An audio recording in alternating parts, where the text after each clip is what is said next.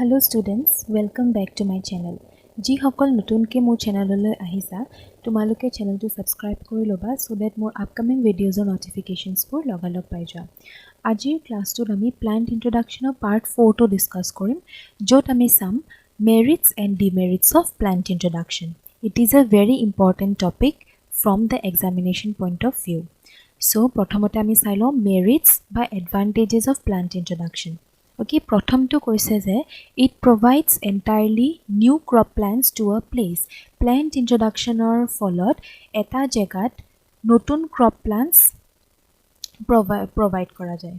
Okay, second point to কৈছে superior varieties may be originated directly or after selection or hybridization.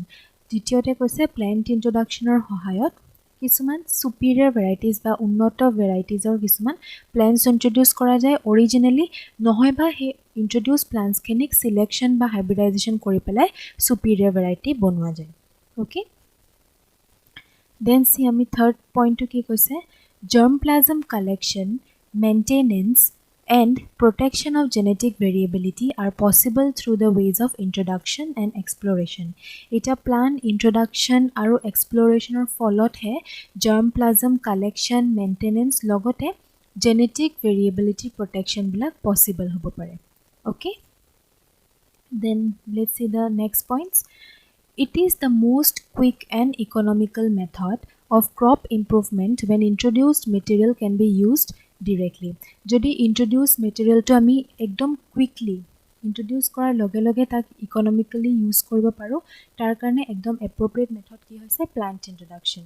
Okay, then koise introduction of some varieties to newer areas may protect them from some diseases. Suppose eta jagat eta crop por বেমাৰ হৈ আছিল কিন্তু যেতিয়া হে ক্ৰপটো আমি নতুন এটা ঠাইত লৈ গলো সেই ঠাইটোত তাৰ পুৰণা বেমাৰটো নহব পাৰে. Okay, so hetu karone koa goise je introduction of some varieties to newer areas may protect them from some diseases.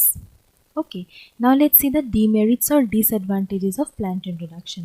Plant introduction or kisuman demerits ase jene dhora the weeds like argemone, eichhornia, lantana. Ei picture keta dekhisa এই weeds bila ki kora hoise they have been introduced from other countries with the introduction of crop plants. Etia jodi ami India'r kotha kau ei plants khini originally India'r nohoy kintu beleg jagar pra crop plants or logot ihotok introduce kora hoise and now they are very much invasive and toxic.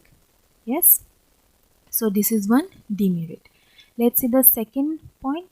Second point at ki koise the fungal diseases jene dhora late blight of potato, flex smut of wheat, coffee rust, okay, bunchy top of banana.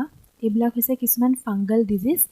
All have been introduced in India along with plant materials. Ebilak originally nasile India kintu notun ke introduce kora kisuman plant materials or logot ei bemar bor jug hoise.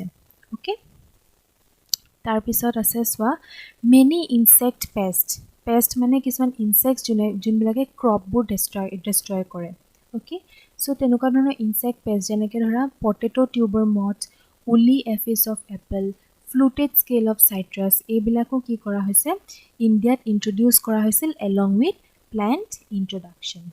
Okay, এটা এটা last point আছে ইয়াত কোৱা হৈছে যে however in most of the cases the introduction of weeds, diseases and insect pests occurred during a period when quarantine was almost non-existent. So ei jiman khini demerits ami dekhilo dhora weed introduction hok ba disease formation hok ba insect pest bilakor introduction e hok hebila ki hoisil quarantine system to introduce korar agote maximum dekhibo pa goisil kintu jeta quarantine facilitate kora hol tar pisot ebilak olop olop ke komi ahise.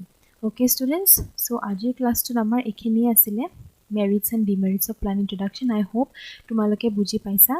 In the next class ami part 5 to some plant introduction. Until then, good luck and thank you very much for watching my videos.